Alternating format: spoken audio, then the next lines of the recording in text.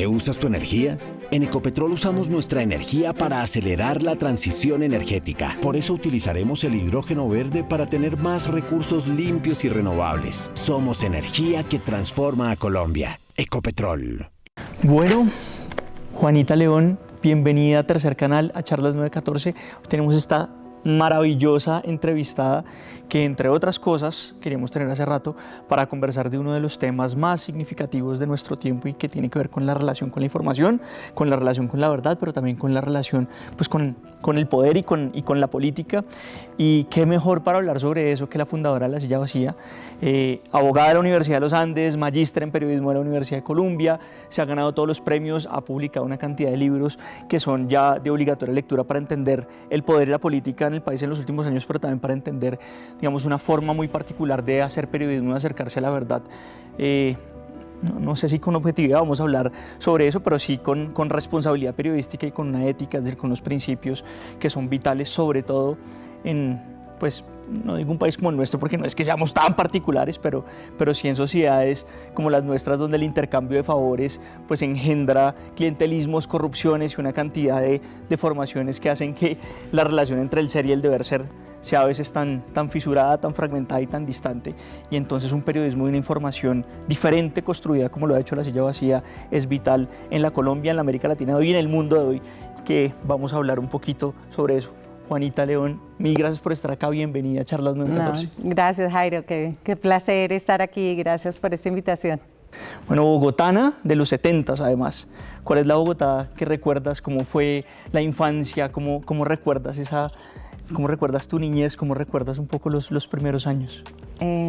Bueno, sí, nací en Bogotá, pero de una familia no totalmente bogotana. Mi papá es ecuatoriano, mis abuelos, mi abuela era checa, entonces pues crecí en una familia tradicional bogotana, si se quiere, pero también como con esta, digamos, familia más extendida, inmigrantes europeos que llegaron con la Segunda Guerra Mundial.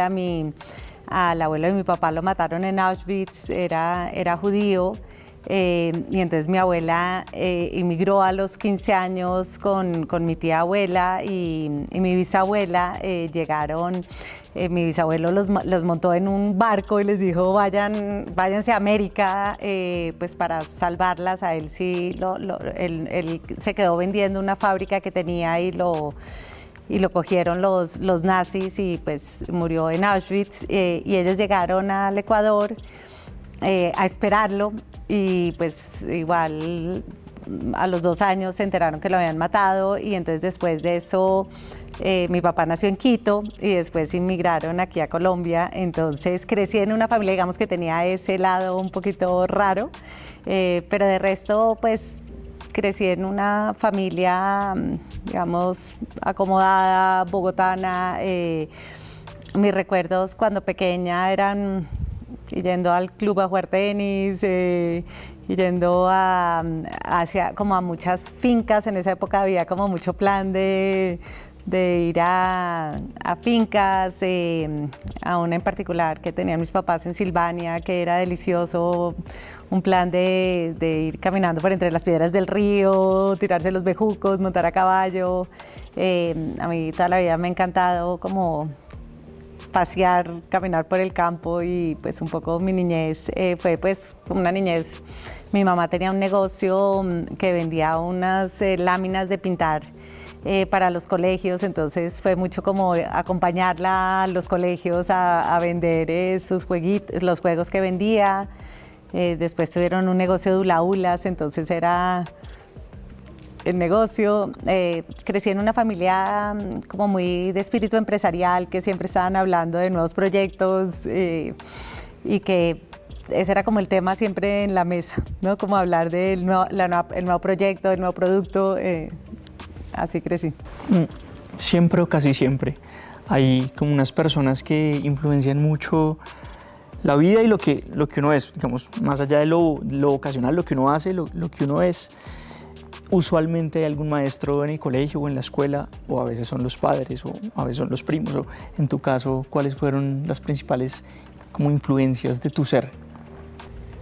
Yo siento claro, que tuve algunas profesoras en el colegio, sobre todo mi profesora de filosofía, que era muy chévere. El resto de profesoras, yo estudié en un colegio donde pensar de manera crítica no era muy alentado, y yo era muy rebelde, en todo caso, en el colegio. Yo siento que para mí una influencia grande también como en las cosas que me gustaba leer, en particular cuando yo leí el libro de entrevista con la historia de Oriana Fallaci, yo dije, bueno, eso es lo que yo quiero ser cuando grande, quiero ser ella, exactamente.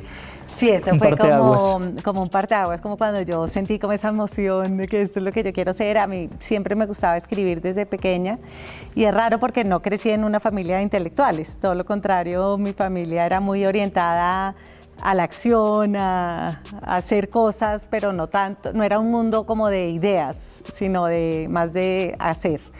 De pronto mi tía abuela, que era checa, ella sí era más intelectual, y con ella, como que a mí me gustaba ese mundo, digamos, cuando iba a la casa de ella, ese mundo que era un mundo más de las ideas, eso me interesaba, pero obviamente mis papás tuvieron una influencia muy grande en mí, en el sentido de que nosotros discutíamos, no sé, ellos discutían una idea, un proyecto, y después tú veías la empresa, veías el producto en el mercado, y eso me parece que de alguna forma a mí me hizo sentir desde pequeña que básicamente uno se puede imaginar cosas y hacerlas, que es una experiencia que no todos los colombianos tienen, que siempre es como, es que esto no se puede, esto no se puede.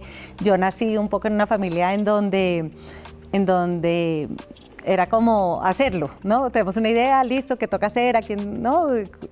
Trabajémoslo y hagámoslo. Y yo creo que el ejemplo de ellos, que siempre fueron tan trabajadores, para mí fue también como un ejemplo que me marcó siempre, ¿no? Como que, bueno, si te esfuerzas, si trabajas, si tienes disciplina, pues al final las cosas se logran.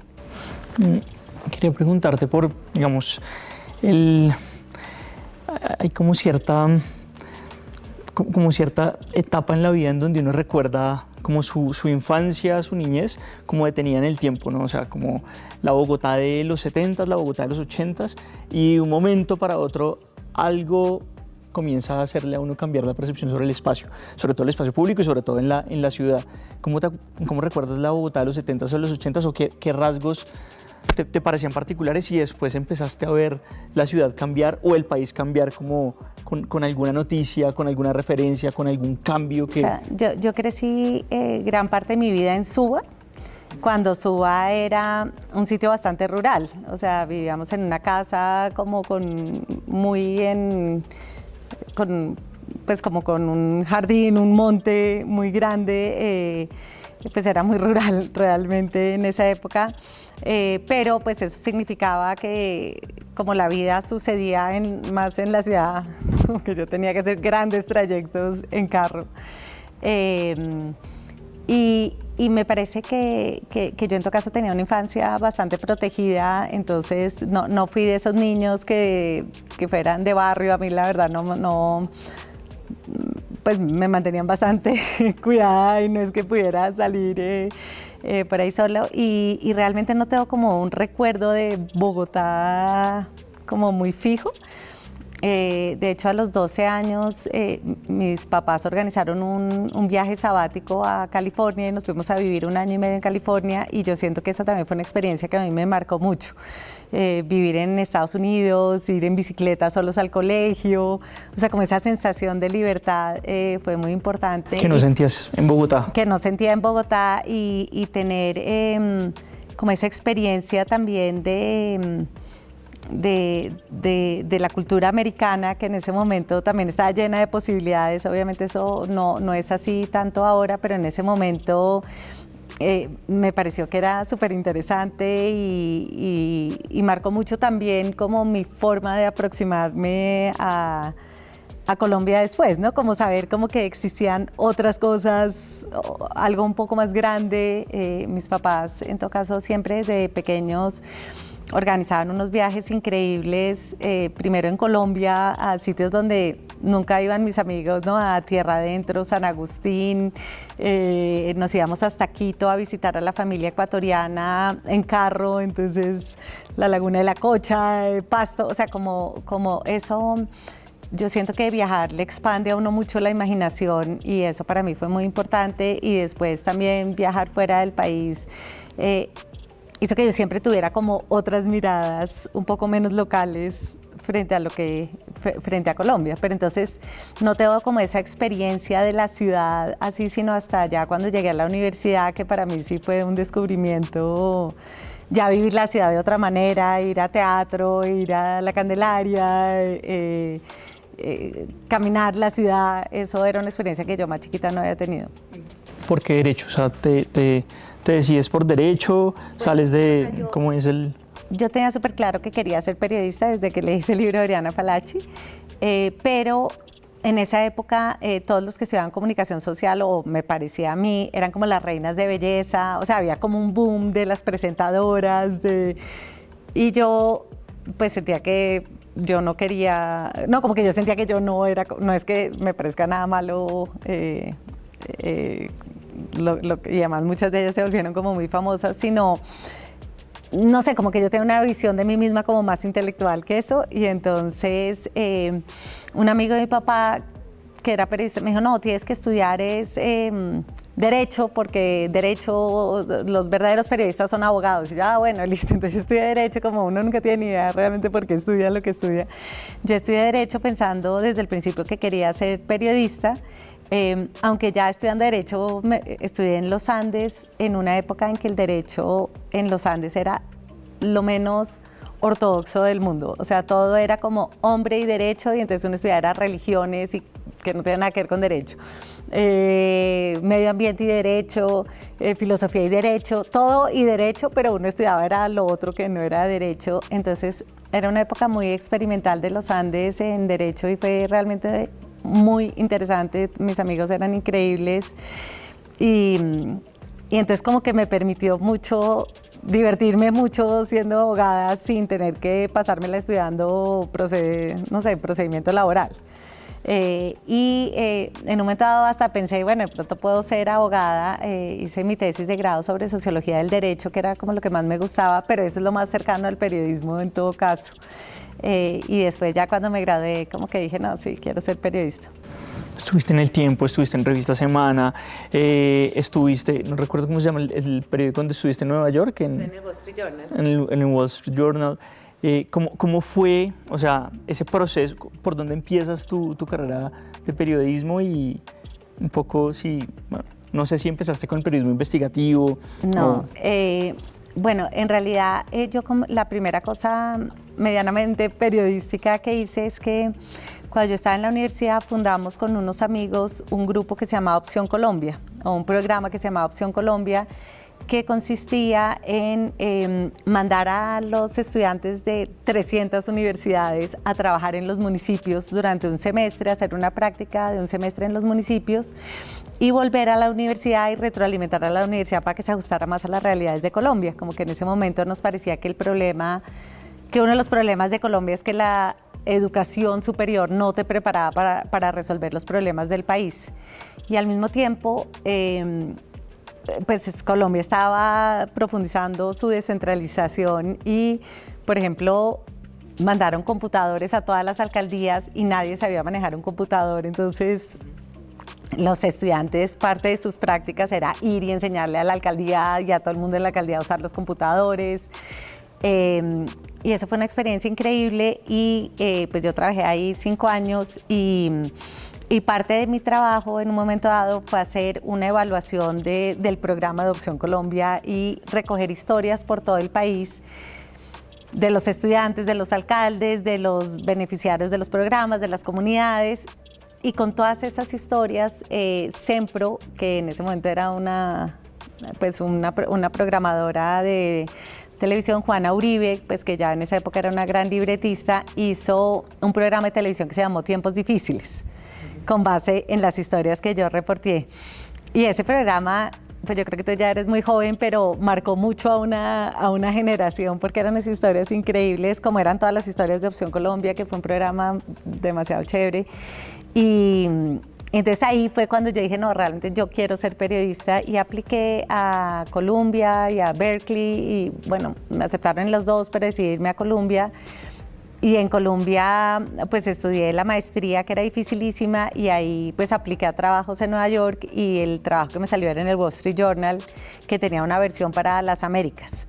Y era un trabajo pues era la época en que estaban haciendo todas las fusiones y adquisiciones empresariales, y muchas de esas abrían en Latinoamérica, entonces yo hacía reportería y traducía como la versión gringa y le agregaba lo latinoamericano. Era un trabajo como en el fondo como muy aburrido, pero que me ayudó a darme como mucha estructura. Y ahí mi jefe conoció a Pacho Santos en alguna reunión del GDA o alguna de esas reuniones, y mi jefe me recomendó a Pacho Santos, y como Pacho Santos era tan impulsivo, pues consiguió mi teléfono, me llamó, me ofreció puesto, y yo era como, yo tenía visa ya de trabajo para quedarme allá, pero pues tenía como claro que quería volver a Colombia, y entonces yo dije, bueno, listo, volví al Tiempo, porque pues Pacho me ofreció un puesto, y volví como subeditora de reportajes al Tiempo, y ahí pues ya me inserté en el periodismo colombiano. Quería preguntarte por, digamos, perdón si me equivoco, pero hay una transversalidad sobre todo en tus trabajos investigativos, y tiene que ver por preguntarse con cómo funciona el poder en Colombia. De hecho, La Silla Vacía también tiene esa marca, y entonces tiene secciones extraordinarias como para mirar cuáles son las conexiones de un político. Entonces uno va y entonces La Silla te lo muestra, y más recientemente digamos, las sillas territoriales te muestra esas conexiones con los poderes subnacionales. Bueno, pero quería preguntarte, ¿cuándo empieza esa intuición? Es decir, ¿en qué momento de tu vida periodística? Claro, a ver, todos los colombianos tenemos esta intuición de alguna manera de que el poder funciona de una forma distinta a cómo funciona normativamente, y que la Constitución dice que Colombia es un Estado social de derecho, y cierto que lo normativo va para un lado, pero que la realidad va por otro lado. Pero en concreto, pues porque además siempre has trabajado como con la reportería y la evidencia, ¿en qué momento esa intuición te llevó hacia esas primeras investigaciones y posteriormente a La Silla Vacía? Bueno, cuando yo entré a trabajar al Tiempo, entré como subeditora de reportajes, que era básicamente hacer historias para el domingo, para la edición del domingo, y cada semana podía escoger lo que quisiera o lo que se le ocurriera a Pacho Santos, que como tú sabes, él se le ocurre una idea cada 15 minutos. Entonces yo hice historias sobre los bancos, sobre Natalia París, sobre el concierto de no sé qué, o sea, hice historias de todo durante un año y pico, pero en ese momento era cuando estaban pasando todas las masacres, los secuestros de las FARC, y a mí pues me interesaba particularmente el tema del conflicto armado, bueno, como a muchos periodistas. Y entonces en el Tiempo me nombraron editora, o yo ayudé a crear la unidad de paz del Tiempo, que era para cubrir el proceso de paz en el Caguán. Y entonces yo estuve editora de ese proceso, que me permitió meterme mucho más a fondo en el tema de las FARC y del conflicto armado. Y después de eso, Semana me ofreció trabajo para cubrir temas de seguridad. Entonces yo pasé a hacer, era la editora de reportajes de Semana, y hacía pues sobre todo los temas de seguridad, la negociación con los paras, toda la política de seguridad democrática. Y ahí, claro, ahí como que entendí mucho más el conflicto armado, pero en realidad yo noción de lo que era el poder lo gané cuando me gané una beca de periodismo que se llama la beca Nieman en Harvard, y me fui para Harvard un año, en donde uno puede tomar clases de lo que quiera en la universidad. Es como ganarse, puedes ir a Disney World de las ideas. Y yo me fui allá y tomé un curso que se llama Historia de Colombia con un académico increíble que se llamaba John Womack. Y fue muy interesante como ver la historia de Colombia desde la perspectiva de los gringos, ¿no? Porque uno aquí como que piensa que todo es súper local, que es la peleita entre los conservadores, los liberales, pero cuando lo ves desde los ojos de afuera, te das cuenta que uno está inscrito en unas corrientes internacionales, ¿no? Que nada, casi, muy poquito de lo que sucede aquí es realmente comienza propio, y sí, termina aquí. O sea, todo está inscrito más en unas tendencias más globales. Y ahí yo entendí como que ese mapa del poder, que yo lo intuía, pero nunca lo había visto totalmente así. Y por ejemplo, me sorprendió cuando he vuelto a sitios que yo cubrí masacres y que las publiqué en mi primer libro, en el segundo libro que hice, que se llama País de Plomo. Después de eso se han construido ahí grandes hidroeléctricas o grandes proyectos económicos, entonces hay como un mapa económico que subyace también la guerra, y ahí como que yo entendí que uno aquí en Colombia a veces como que miras como el síntoma, pero no miras la estructura de poder que está al lado. Y entonces ahí fue cuando se me ocurrió crear La Silla Vacía para cubrir de verdad cómo se ejerce el poder en Colombia, a partir de esa clase que fue para mí muy reveladora de lo que pasaba en Colombia. Me gustaría que profundizáramos un poquito sobre eso, pues digamos, la experiencia particular que yo tuve. Yo entré a la universidad en el segundo gobierno de Álvaro Uribe, y claro, bueno, entré a estudiar a la Nacional, el ambiente era particularmente encendido, ¿cierto? Pero encendido con mucho miedo, o sea, en ese momento sentía mucho miedo en la universidad porque, digamos, un poco el espíritu, el ambiente en general era como de represión, en fin. Pero claro, estábamos viviendo realito, acabamos de vivir el proceso del Caguán, que, o sea, unos parteaguas brutales, la conformación de las autodefensas, el proceso de paz posteriormente con las autodefensas, a la par pues la seguridad democrática. Y claro, La Silla Vacía todos lo asociamos con este episodio del Congreso de la República, en donde pues hay muchas sillas vacías pues por la parapolítica, claramente. Es decir, ¿qué considerabas tú que podía aportar la conformación de La Silla Vacía en ese momento, diferente a lo que estaban haciendo algunos medios de comunicación? Bueno, que en época de Uribe, hay que decir, también el temor se vivía con un temor desde los medios de comunicación, ¿no? Yo recuerdo ese famoso rifirrafe entre el entonces director de Semana, La Semana de ese entonces, y el presidente Álvaro Uribe, que era aterrador, se vivía casi como amenazas hacia los medios de comunicación. ¿Cómo hiciste? Bueno, uno para decir, bueno, aquí tiene que haber algo que rompa eso, que rompa el miedo, que rompa el silencio, pero por otro lado, ¿cuál es el valor agregado de este medio? Claro. Bueno, yo trabajaba en Semana en esa época y realmente fue una época muy feliz porque yo siento que hicimos unas historias increíbles. Había un equipo de periodistas maravilloso y entonces yo tenía claro que yo quería hacer mejor periodismo del que hacía en Semana, que me parecía que igual era bueno, pero sentía que había una cosa que me podía diferenciar, y era poder contar de manera más granular cómo se toman las decisiones, las grandes decisiones del poder. Porque siento que los medios tenían un nivel de generalidad que no explicaba como el tras bambalinas de las decisiones. O sea, a veces sí, pero normalmente no.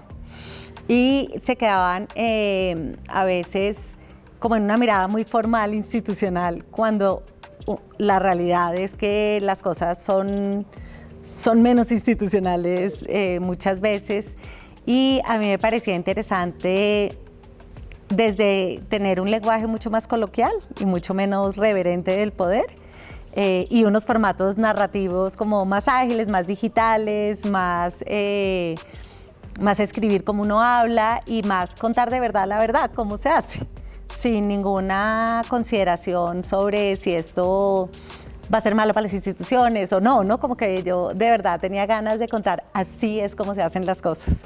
Y para los poderosos. Y así es como se ejerce el poder, y yo sentía que yo tenía suficiente cercanía al poder para poderlo entender, pero suficiente distancia para poder ser independiente, porque pues no dependía de la financiación de ellos, no iba a tener pauta del Estado, como que tenía suficientes contactos internacionales para conseguir cooperación internacional, y como que me tenía fe que yo no tenía como rabo de paja para poder contar las cosas.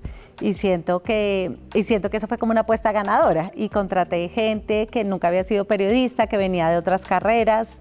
Entonces creo que eso también le dio como otra mirada al medio, porque yo contraté, pues, no sé, politólogos, abogados, músicos, o sea, como otro tipo de perfil, y entonces, claro, teníamos como un lenguaje un poquito diferente. De hecho, romper la mirada formal sobre el poder. Exacto. Y lograr bajarlo más y contar que eso me parece que es extraordinario. extraordinario de la silla. Te iba a preguntar sobre, digamos, yo creo que en los últimos 20 años, por lo menos de la política nacional, con todo lo que ella implica, o sea, no solamente de los políticos, sino de todas las dinámicas de poder que se mueven en el país, no se pueden contar sin la silla y no se pueden contar sin el periodismo que ustedes han hecho. Pero quería preguntarte cuáles crees que son políticamente las lecciones aprendidas y las por aprender de este tiempo previo en el que ha existido la silla y en el que estamos ahora. Claro, o sea, realmente pues es muy chévere tener esta entrevista hoy porque el jueves vamos a celebrar nuestros 15 años y realmente el poder ha cambiado mucho en 15 años. Antes, la elección del magistrado de la Corte Constitucional, por ejemplo, que se dio hoy, o sea, eso era un mega proceso político para nosotros. Eran semanas haciendo los perfiles, o sea, era realmente el tema político más importante y hoy es como, no se pudo dar la votación hoy porque apareció un voto de más, bueno, mañana, pero como que ya no remueve, ya el poder se ha ido desplazando de las instituciones a otros sectores. Entonces, por ejemplo, la irrupción del movimiento social al gobierno, como lo ha tenido este gobierno, es una dinámica de poder totalmente diferente y es una cobertura del poder muy diferente. O lo que pasó durante las marchas, para nosotros fue como, pucha, el poder está ahora en la calle, o sea, obviamente parte del poder sigue en las instituciones, pero parte del poder está en la calle, entonces tenemos que voltear la mirada y cubrirlo más. Ahora siento que el tema ambiental se vuelve como el campo de batalla político, ¿no? Como antes, como que la izquierda y la derecha estaban atravesados más por unos temas muy claros económicos y a quién representaba. Hoy en día, y pues temas de seguridad, hoy en día se ha desplazado mucho al tema económico, al tema de las identidades, el tema de género. O sea, todos esos son temas que hoy cubrimos y que cuando arrancó la silla no cubríamos. Y hay otros poderes que eran súper importantes hace unos años y que ya lo son menos. Los expresidentes, por ejemplo. O sea, antes lo que dijera un expresidente, César Gaviria, Álvaro Uribe, Andrés Pastrana, era muy importante y hoy es muy poco importante. Entonces, sí hay un desplazamiento del poder, hay una fragmentación del poder también muy grande. Y bueno, ni hablar del poder mediático, que es algo que la silla siempre ha cubierto, que son los otros medios. El nivel de fragmentación mediática también es altísimo. Quisiera como intentar poner a prueba, bueno, en Colombia pasa a veces que siempre nos pone a prueba como los niveles de asombro, porque así sepamos que hay cosas que están allí debajo y que todavía no conocemos, cuando salen a veces como que nos quedamos allí con un nudo en la garganta. ¿Cuál o cuáles han sido los principales asombros dentro del ejercicio periodístico que te han tocado como periodista? Sí, creo que hay varios. Así yendo del presente para atrás. Digamos, a mí no me ha sorprendido la dificultad que ha tenido este gobierno para hacer algo, ¿no? Porque habíamos cubierto a Petro como alcalde y sus niveles de inoperancia y falta de efectividad pues eran muy evidentes de que él era un muy mal gerente. Pero me ha sorprendido, por ejemplo, sus niveles de corrupción. El nivel de corrupción de este gobierno para mí sí ha sido una sorpresa, porque Petro había hecho toda su carrera luchando contra las mafias. Y me ha sorprendido el nivel de corrupción, la cantidad de escándalos que nosotros hemos revelado en el tema de energías renovables, en el tema de Ecopetrol, en el tema de energía y que el gobierno haya hecho tampoco frente a eso o frente al tema del acoso de las mujeres. Eso para mí ha sido una sorpresa. El tema de los falsos positivos para mí fue demasiado duro, ¿sabes? Como que descubrir que esto era de tal nivel me ha impresionado, así como me ha impresionado el tema de las violaciones en las FARC. O sea, yo cubrí el conflicto armado durante muchos años y cubría las FARC durante muchos años y ese tema del abuso sexual a las mujeres nunca salió en esas entrevistas. Y entonces como que para mí eso fue como algo que me impresionó mucho con la JEP, como descubrir que era un fenómeno tan grande y que nos había pasado bajo las narices. El tema de la mermelada, digamos, durante el gobierno de Santos, también me sorprendió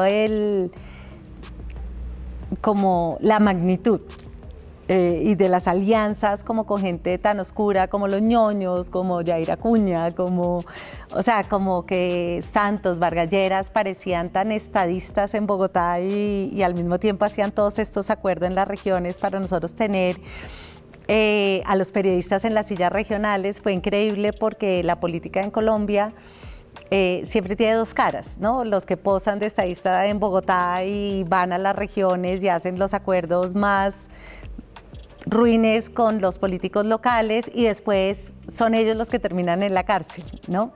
Eso siempre me ha sorprendido un poco de estos años en la silla vacía, como ver esa dinámica tan clara y tan evidente. ¿En qué usas tu energía? En Ecopetrol usamos nuestra energía para impulsar la transición energética. Producimos hidrógeno para hacer gasolina y diésel más limpios. Somos energía que transforma a Colombia. Ecopetrol. Quería que conversáramos sobre el discurso, la intervención que hiciste en el Congreso de Asobancaria, que fue muy comentada porque, bueno, tiene varios elementos allí, pero hay uno particular que creo que ha sido muy positivamente comentado y es la responsabilidad periodística, ¿cierto? Entonces, bueno, vivimos en un tiempo, no quiero que profundicemos sobre eso, aunque si quieres maravilloso, el tema Vicky Dávila, ¿no? Entonces, jefe de medio, sale a ser candidata, entonces, pues hay un tema ético allí que se menciona mucho.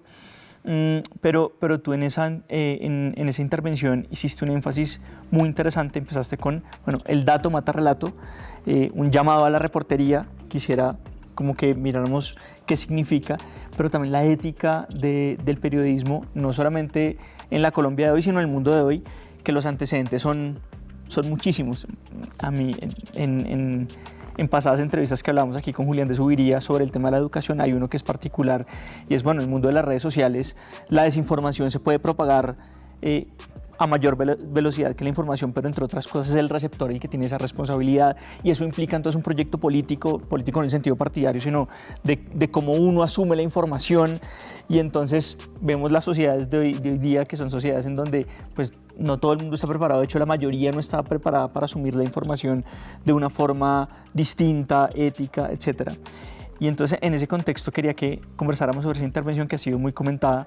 Empiezas con dato mata relato, hablas sobre la ética y la responsabilidad periodística y quisiera que habláramos sobre digamos, como esa responsabilidad en la Colombia de hoy, pero no solo la Colombia de Petro, sino digamos la Colombia de hoy que a la vez es la Colombia de siempre, ¿no?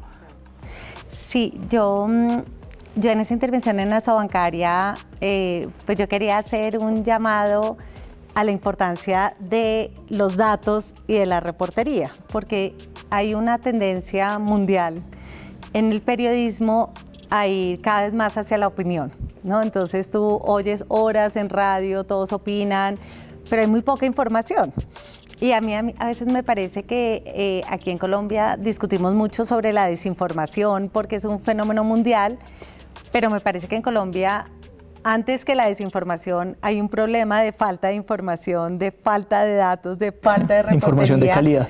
A mí me parece que nosotros no entendemos del todo cómo funciona el Clan del Golfo, por decirte un caso. Entonces, es un grupo que tiene control en cientos de municipios y no sabemos exactamente cómo es que funciona, quién manda, cuáles son sus motivaciones. No sabemos muy bien, por ejemplo, cómo han sido de verdad las intervenciones de la salud de este presidente.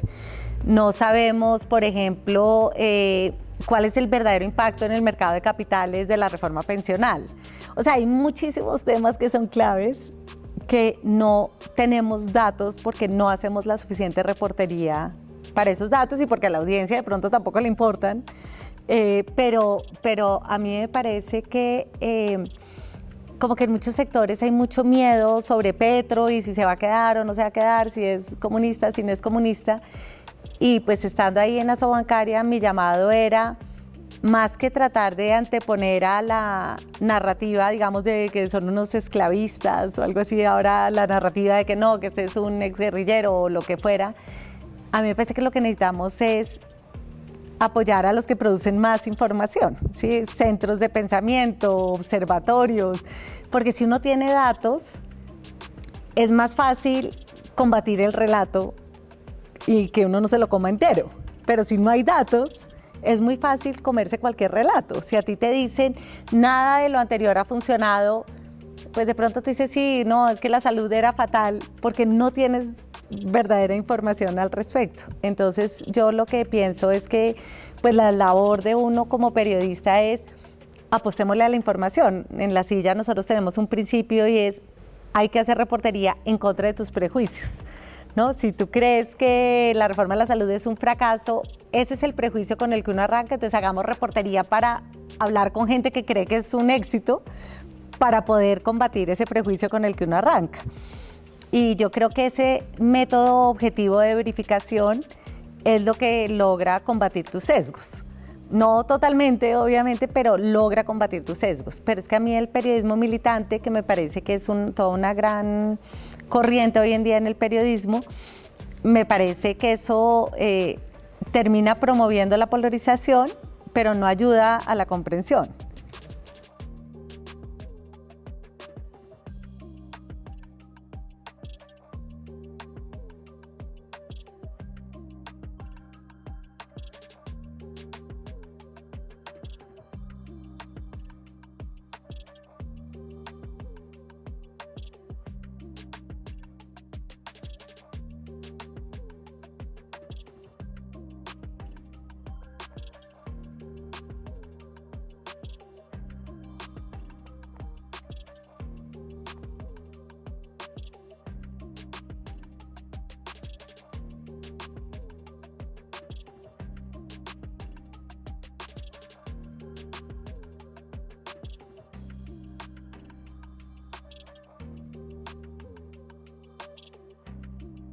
Sí, yo creo que, o sea, nosotros en el 2018 La Silla Vacía tuvo un quiebre con su audiencia, sobre todo con la audiencia más de izquierda, muy grande, cuando cubrimos la campaña de Petro al 2018, porque la gente más de izquierda, que era una audiencia muy importante que La Silla tenía, le parecía inaudito que nosotros cubriéramos a Petro y a Duque con los mismos criterios.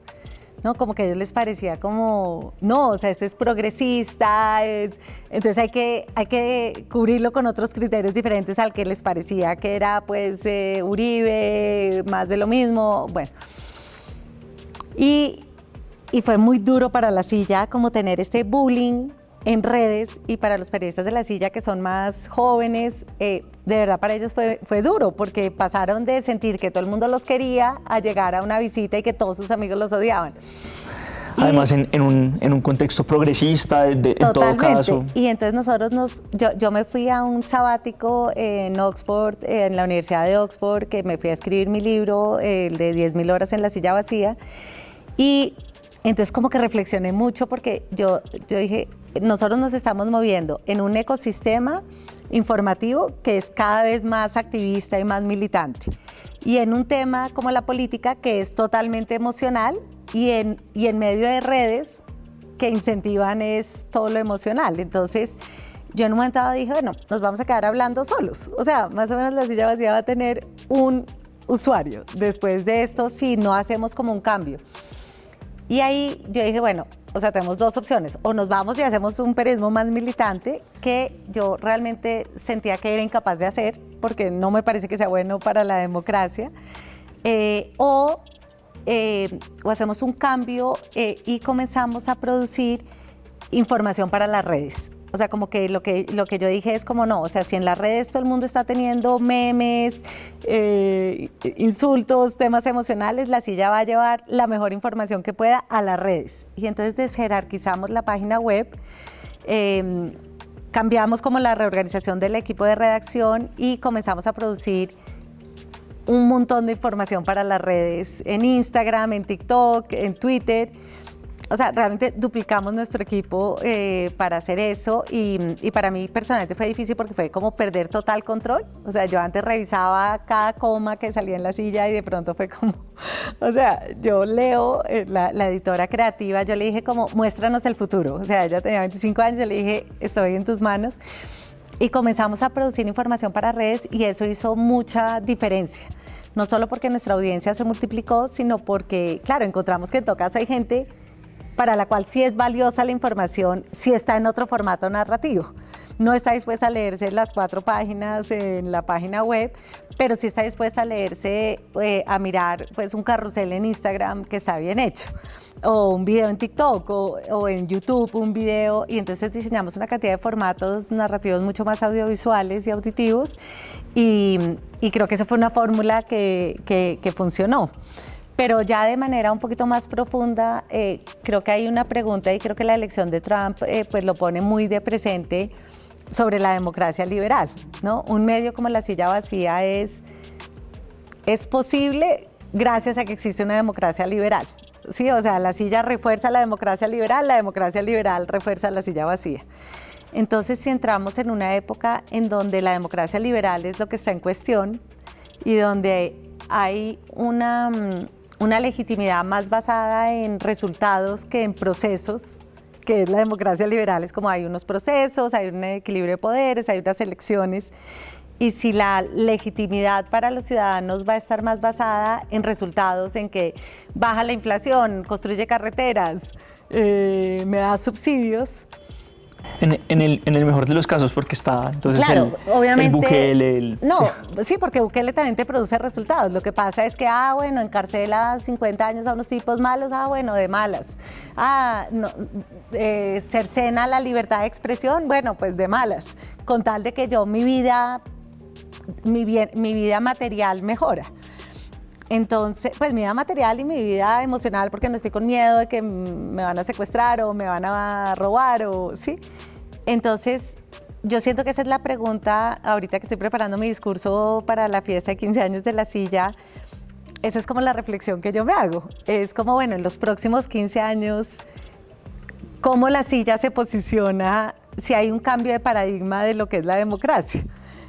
Y pues yo no tengo la respuesta totalmente. O sea, yo creo que La Silla se va a tratar de focalizar mucho más en los problemas de los ciudadanos, en lo que los ciudadanos sienten como sus problemas, ya no tanto necesariamente en cómo funciona el poder y las cuotas y cómo logran elegir al magistrado de la Corte Constitucional, o no solo en eso, sino también en problemas que la gente siente mucho más cercanos.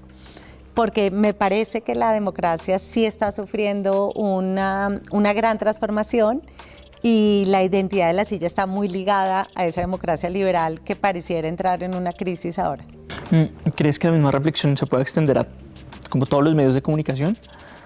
¿O cuáles son las tendencias que ves allí? Pues claro, siempre está como la visión más optimista de, no, pues se van a democratizar también y nos vamos a adaptar, pero también está la visión pesimista y es, bueno, tenemos ahorita a Elon Musk controlando buena parte de los medios sociales de comunicación, tenemos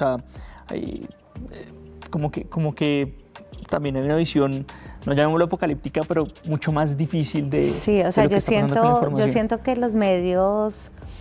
Estamos en una crisis como ecosistema muy grande. Hay una crisis, digamos, de modelo de negocio que viene de hace años, desde que surgió Internet, que implosionó todas las fuentes de ingresos con los cuales los medios se sostenían. Pero creo también que hay una crisis de producto. O sea, hay un 30% de personas que deciden no leer noticias porque son más felices si no la leen. O sea, eso es una crisis de producto muy grande y yo lo que creo es que en los próximos, y ahorita, digamos, desde que Google tiene la búsqueda generativa con inteligencia artificial, o sea, digamos, yo ahorita ya puse ayer como mi buscador ChatGPT. O sea, la extensión de mi buscador es ChatGPT. Eso quiere decir, si todo el mundo hace eso, eso quiere decir que el 60% del tráfico de los medios digitales se acaba, porque la gente no tiene que hacer clic cuando pone en Google, si pone como, no sé, inundaciones te sale en ChatGPT y no tienes que hacerle clic a nada. Entonces, ese tráfico lo vamos a perder los medios también. Y eso para los medios que viven de la pauta programática es demasiado duro. Entonces yo sí creo que vamos a ver en los próximos 3 o 4 años una reducción de medios muy grande y creo que lo de inteligencia artificial realmente a los medios nos va a revolucionar y que no van a quedar tantos. Entonces yo sí no soy muy optimista sobre el futuro de los medios, sobre todo también porque los periodistas, yo siento que somos buenísimos para contar historias, pero menos buenos para reflexionar como intelectualmente sobre el oficio o para pensar como, bueno, de verdad, ¿cuál es el futuro? O sea, creo que como uno está tan metido en la historia del día, tiene tantas presiones económicas para sobrevivir, siento que no tenemos las herramientas para estar reinventándonos a los próximos 20 años. Entonces, sí, yo no soy muy optimista sobre los medios, a pesar de que creo que por naturaleza soy una persona muy optimista, pero siento que se nos vienen unos tiempos difíciles por los cambios políticos y por los cambios tecnológicos. Quería preguntarte sobre... Bueno, sí, como que bajamos emocionalmente la pregunta con eso, pero sí, claro, es porque también estamos viendo, o sea, estamos en un momento como difícil, ¿no? No solo por, pues, la democracia liberal que está en jaque, ¿cierto? Y por ende una cantidad de valores con los que asociamos a la democracia, al pluralismo, a la tolerancia, a una cantidad de elementos que consideramos que son derechos inherentes, derechos humanos, sino que estamos viendo, pues, un mundo en guerra, ¿cierto?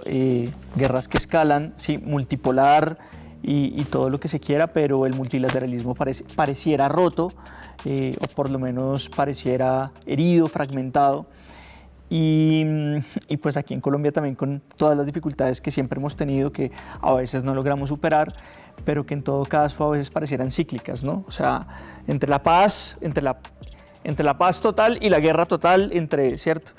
Entonces quería preguntarte por el vínculo presente-futuro, digamos, ¿cómo lo ves? No sé si lo ves en escenarios o qué ves tanto en el futuro de Colombia y también un poco cómo ves que se está moviendo y se va a terminar moviendo esta geopolítica de guerras y de pues mira, es que a mí me parece que es difícil ser optimista frente al mundo con la elección de Trump, ¿no? Porque creo que Trump y sobre todo haber sido elegido con tal diferencia del voto popular, sí, que no es como que uno decía, bueno, es que ese sistema gringo es muy raro, no, Hillary ganó el voto popular, entonces uno dice, bueno, pero no, Trump ganó el voto popular, hubo un cambio en todas las ciudades y yo siento que eso es como un corto de la película que vamos a ver en otras partes, incluyendo seguramente Colombia. Yo creo que sí hay una derechización en general en la sociedad. Me parece que la izquierda, al irse como por esta defensa de las identidades, me parece que enajenó a mucha gente, como que estaba esperando, era como una mejora y como mayor igualdad en sus vidas. Y yo siento que en Colombia yo comienzo a ver también como el péndulo yendo muy a la derecha, un populismo de derecha. Yo creo que la paz total, salvo el proceso con la disidencia del ELN en Nariño, no le veo como muchas perspectivas de poder tener éxito y por el contrario creo que las condiciones de seguridad se han ido empeorando, lo cual alimenta más una propuesta más de derecha. Y creo que lo peor con Trump es no solo que alienta esos populismos tanto de derecha como de izquierda, sino el tema del cambio climático. Yo sí creo que es muy grave tener en la Casa Blanca a alguien que niega el cambio climático. Y alguien que es tan poco decente, ¿no? Y que se sale con la suya, con su indecencia en la política. Creo que eso es muy grave y creo que para Colombia es grave porque la influencia de Estados Unidos en Colombia es muy grande.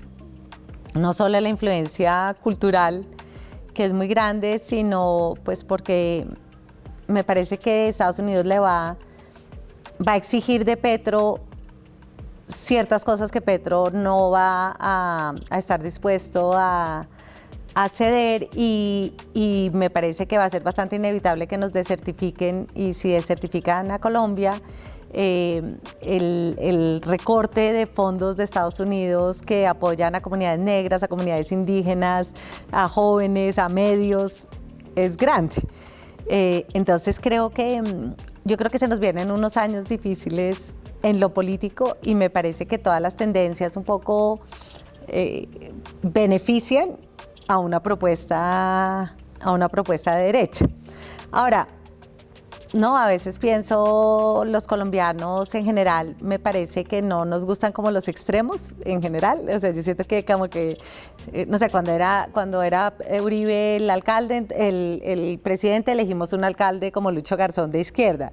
Ahora que Petro está en el poder, pues no elegimos a su candidato en la alcaldía de Bogotá. Entonces creo que los colombianos en general no nos gustan los hombres tan fuertes.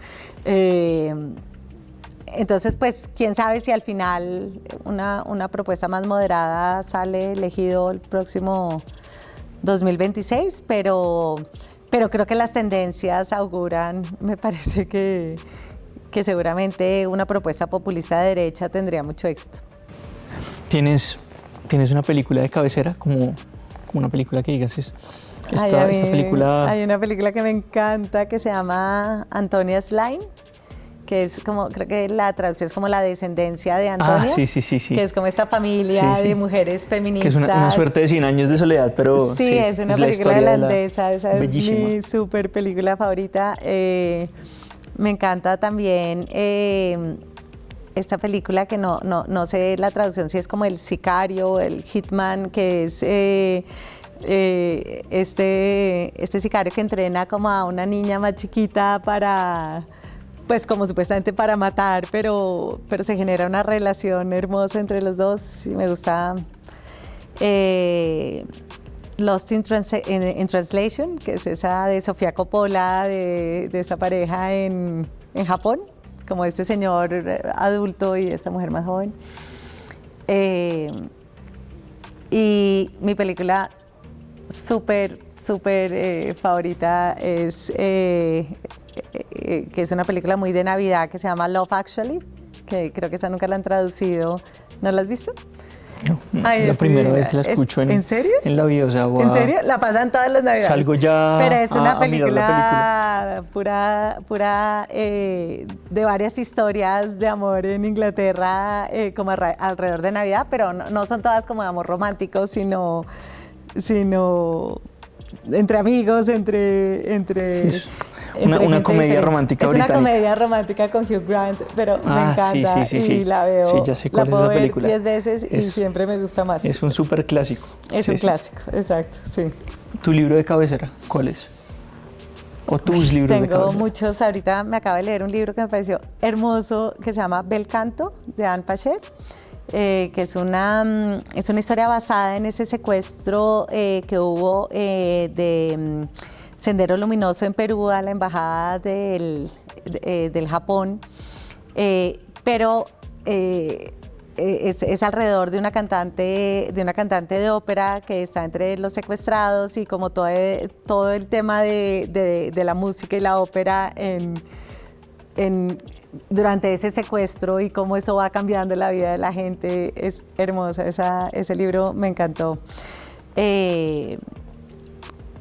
Me encantan los libros de Juan Gabriel Vázquez, el de Volviendo la mirada atrás, la historia de Sergio Cabrera. De Sergio Cabrera, me pareció tan espectacular ese libro. En general, todos los libros de él me parecen increíbles. Y ahora me gustan mucho los libros de las escritoras mexicanas más jóvenes que han escrito muchos libros realmente increíbles. El de Paisaje Sonoro de Valeria Luiselli me parece increíble. O sea, en general me encantan los libros de mujeres. Una lección, una frase con la que te levantes todos los días y que digas como esta es como una pauta a seguir. Bueno, no sé si me lo digo todos los días, pero algo en lo que yo creo mucho es que uno no puede controlar lo que le sucede a uno, pero uno sí puede controlar cómo uno reacciona a lo que le sucede. Y es algo como que yo siento que yo he tratado de incorporar en mi vida y que siento que te da también como cierta tranquilidad, como saber que uno siempre puede escoger cómo reacciona a lo que le sucede.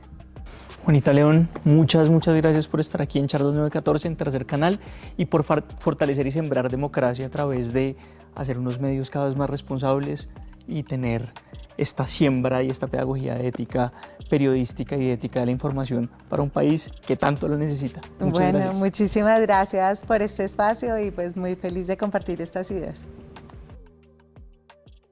¿En qué usas tu energía? En Ecopetrol usamos nuestra energía para mitigar el cambio climático y así lograr 0 emisiones netas de carbono en 2050, un compromiso impulsado por la transición energética. Somos energía que transforma a Colombia. Ecopetrol.